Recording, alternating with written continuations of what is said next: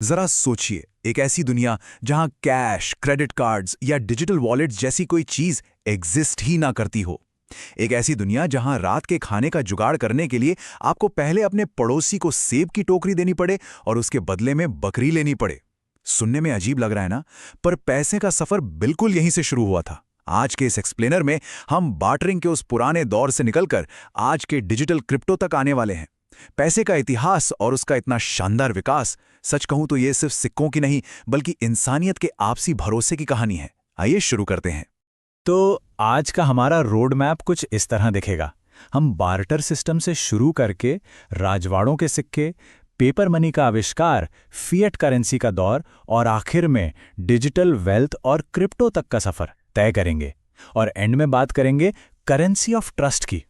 ये पूरा road map एक ही चीज दिखाता है कि वक्त के साथ साथ हमारा आपसी भरोसा कैसे बदला है। सबसे पहले बात करते हैं द बार्टर सिस्टम एरा की, ट्रेड का बिल्कुल शुरुआती दौर। जब करेंसी जैसी कोई चीज होती ही नहीं थी, तब एंशिएंट ह्यूमंस अपने सर्वाइवल के लिए पूरी तरह से एक दूसरे से सामान की अदला बदली पर निर्भर थे। मतलब एक शिकारी अनाज के बदले किसान को जानवर की खाल दे रहा है, या कोई कुम्हार नमक के बदले मिट्टी के बर्तन दे रहा है। काम चल रहा था। लेकिन यार, इस सिस्टम में एक बहुत बहुत बड़ी समस्या थी, जिसे economist double coincidence of wants कहते हैं। बेसिकली ये एक ऐसी सिचुएशन है जहां दोनों पार्टीज के पास एग्जैक्टली वही चीज होनी चाहिए जो दूसरे को चाहिए। अब उदाहरण के लिए सोचिए, एक मछुआरे को चावल चाहिए पर किसान को बदले में मछली नहीं चाहिए, तो क्या होगा? व्यापार वही अटक जाएगा। और जैसे जैसे गांव और शहर बड़े हुए, ये एंशिएंट बार्टर सिस्टम बुरी तरह फेल होने लगा। तो इसका सोल्यूशन क्या था? बार्टर सिस्टम में जहां दोनों लोगों की जरूरतों का परफेक्टली मैच होना जरूरी था, उसके मुकाबले मनी सिस्टम ने एक कमाल का यूनिवर्सल मीडियम ऑफ एक्सचेंज पेश किया। एक ऐसी चीज जिसे कोई भी बिना ज्यादा सोचे स्वीकार कर ले, और जो वक्त और दूरी के बावजूद आपकी वेल्थ को स्टोर करके रख सके। ये अपने आप में एक बहुत बड़ा गेम चेंजर था। अब एक मजेदार बात बताऊं, दुनिया का पहला पैसा कोई चमकता हुआ सिक्का या कागज का नोट नहीं था। अफ्रीका और एशिया में काउरी शेल्स यानी कौड़ियों का इस्तेमाल होता था, क्योंकि इनका वजन कम था और इनकी नकल करना मुश्किल था। पर सबसे हैरान अंगेज किस्सा है माइक्रोनेशिया के याप आइलैंड का। वहां लोग राइस स्टोन्स यूज करते थे, और ये पत्थर इतने विशाल और भारी थे कि इन्हें हिलाया तक नहीं जा सकता था। इनका मालिकाना हक सिर्फ और सिर्फ आपसी सहमत और भरोसे पर चलता था। उसके बाद मेसोपोटामिया और इजिप्ट में सोने चांदी जैसी कीमती धातुओं का ट्रेंड आया। फायदा यह था कि ये अनाज की तरह सड़ती नहीं थी और ना ही मिट्टी की तरह टूटती थी। आगे बढ़ते हैं दूसरे फेज पर, कॉइन्स एंड रॉयल पावर। थोड़ा टाइम ट्रैवल करते हैं और चलते हैं 600 BCE के आसपास, एंशिएंट लीडिया में, जो आज का टर्की है। यहां पहली बार इलेक्ट्रम नाम की धातु पर शाही मोहर लगाई गई, और इन मोहरों से बनी दुनिया के पहले ऑफिशियल सिक्के। इतिहास में पहली बार ऐसा हुआ जब आर्थिक ताकत और राजनीतिक ताकत का संगम हुआ। इस दौर से हमें एक बहुत बड़ा हिस्टोरिकल लेसन मिलता है। रोमन एम्पायर का जो डेनेरियस सिक्का था, वो उस जमाने के ग्लोबल डॉलर की तरह काम करता था। पूरा ट्रेड और आर्मी उसी पर चलती थी। लेकिन लगातार युद्धों की वजह से राज खजाना खाली होने लगा। तो सम्राटों ने क्या किया? उन्होंने सिक्कों में सस्ती धातुएं मिलानी शुरू कर दी। मतलब बिना पूरी चांदी के नए सिक्के छपने लगे। रिजल्ट, भयंकर इन्फ्लेशन। और सबसे खराब बात, सिस्टम से लोगों का भरोसा पूरी तरह उठ गया और पूरी अर्थव्यवस्था ढेर हो गई। ये दिखाता है कि जब किसी मॉनेटरी सिस्टम से फेथ खत्म होता है, तो उसके कॉन्सिक्वेंसेस कितने डिजास्ट्रस हो सकते हैं। अब आते हैं तीसरे पड़ाव पर, द पेपर मनी रेवोल्यूशन। 7वीं शताब्दी में जब चाइनीज टैंग डायनेस्टी का दौर था, तो सिल्क रोड पर व्यापारियों के लिए भारी भारी धातुओं के सिक्के ले जाना बहुत ज्यादा खतरनाक और मुश्किल हो गया था। इस प्रैक्टिकल प्रॉब्लम ने एक कमाल के आविष्कार को जन्म दिया, लिखित प्रॉमिसरी नोट्स, यानी बेसिकली एक रिटन डॉक्यूमेंट जो आगे चलकर पैसे देने का वादा करता हो। और पता है, जब 13वीं सेंचुरी में फेमस एक्सप्लोरर मार्को पोलो ने चाइना का दौरा किया, तो वो वहां का फाइनेंशियल सिस्टम देखकर बिल्कुल शॉक में थे। उन्होंने हैरानी में लिखा कि this paper passes for gold. मतलब लिटरली एक कागज का टुकड़ा सोने की तरह चल रहा है। दरअसल सोंग डायनेस्टी ने ऑफिशियल पेपर करेंसी छापनी शुरू कर दी थी, जिसे सोने और सिल्क से बैक किया गया था। यह प्रैक्टिकली दुनिया के सबसे पहले फिएट सिस्टम्स में से एक था। अगर यूरोप की बात करें तो वो शुरुआत में थोड़ा पीछे था, लेकिन वहां कुछ और ही शानदार हो रहा था। मेडिवल इटालियन ट्रेडर्स ने एक शहर से दूसरे शहर तक फिजिकल सिक्के भेजने की रिस्क लेने के बजाय बिल्स ऑफ एक्सचेंज का यूज शुरू किया। फिर आई फ्लोरेंस की ताकतवर मेडिची फैमिली, जिन्होंने प्रॉपर बैंकिंग सिस्टम्स खड़े किए। उनके डबल एंट्री बुक कीपिंग और क्रेडिट जैसी चीजों के आविष्कार ने बिना कॉइन्स मूव किए वैल्यू ट्रांसफर करना मुमकिन बना दिया, और यहीं से मॉडर्न फाइनेंस की मूल नींव रखी गई। चलिए चौथे हिस्से पर आते हैं, the shift to fiat. Central banking की कहानी 1694 में बैंक ऑफ इंग्लैंड की स्थापना के साथ शुरू होती है। इन इंस्टीट्यूशंस ने जल्द ही एक मैजिकल फॉर्मूला डिस्कवर कर लिया।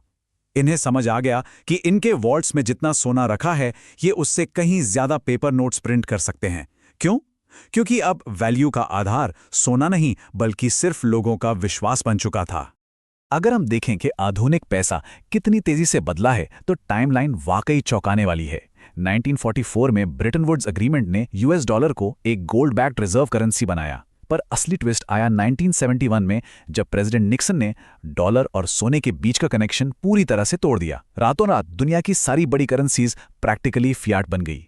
उनकी वैल्यू किसी फिजिकल चीज से नहीं बल्कि प्योरली कलेक्टिव बिलीव और सरकारी आदेश पर टिक गई। फिर 90s में इंटरनेट ने बैंकिंग को डिजिटल कर दिया, और 2008 के ग्लोबल फाइनेंशियल क्राइसिस ने दिखा दिया कि इमरजेंसीज में सरकारें एसेंशियली आसानी से और पैसे छाप सकती हैं। अब हम आते हैं पांचवें दौर में, digital wealth and crypto. 20th century के आखिर तक आते आते पैसा करीब करीब इनविजिबल होने लगा था। क्रेडिट कार्ड्स और ई कॉमर्स ने हमारी लाइफ को सुपर कन्वीनियंट तो बना दिया, लेकिन इसका मतलब ये भी था कि हर एक ट्रांजैक्शन बैंक्स और गवर्नमेंट सर्वर्स से होकर गुजर रहा है। एक ऐसी अनप्रेसिडेंटेड सेंट्रलाइजेशन जहां इंस्टीट्यूशंस के पास पूरी ताकत आ गई।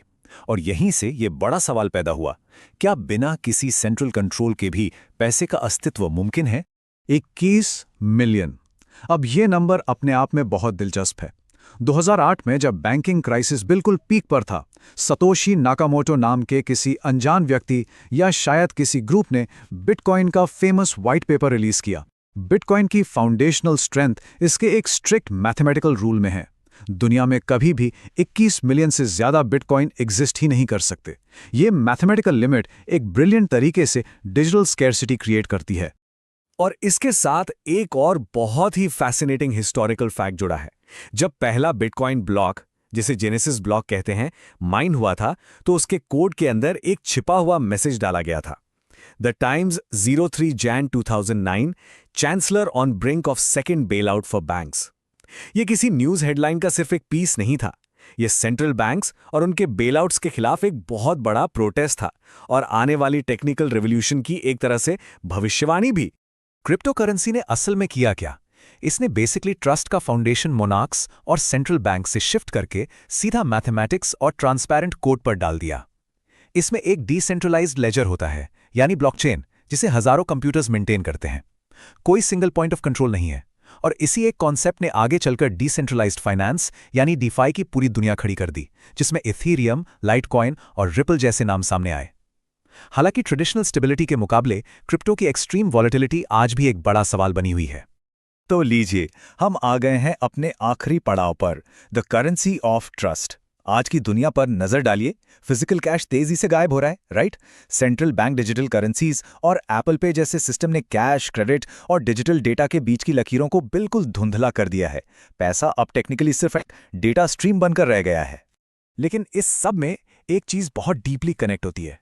जरा सोचिए, माइक्रोनेशिया के उस आइलैंड पर बैठे लोगों का उस ना हिलने वाले विशाल याप स्टोन पर ट्रस्ट करना, और आज एक मॉडर्न इन्वेस्टर का ब्लॉकचेन पर मौजूद किसी इनविजिबल बिटकॉइन पर ट्रस्ट करना। अगर आप डीपली देखें तो इन दोनों के पीछे जो साइकोलॉजिकल लीप है ना, वो बिल्कुल सेम है। पैसे की असल पावर किसी फिजिकल धातु में नहीं होती। पैसा सिर्फ इसलिए काम करता है क्योंकि हम सब कलेक्टिवली उस पर कॉन्फिडेंस रखते हैं, सिर्फ और सिर्फ आपसी विश्वास। तो आखिर में एक बहुत ही बेसिक लेकिन प्रोफाउंड सवाल के साथ इस चर्चा को खत्म करते हैं। अगर पैसा एट इट्स कोर कुछ और नहीं बल्कि सिर्फ आपसी विश्वास और भरोसे का एक अदृश्य जाल है, तो ह्यूमैनिटी आने वाले वक्त में किस नई चीज को वैल्यू देगी? पैसे का रूप चाहे कितना भी बदल जाए, इसकी कहानी अल्टीमेटली हमारे विश्वास की ही कहानी रहेगी। आज के इस एक्सप्लेनर में जुड़ने के लिए बहुत शुक्रिया। उम्मीद है पैसे की इस रोचक हिस्ट्री ने सबको सोचने पर मजबूर जरूर किया होगा।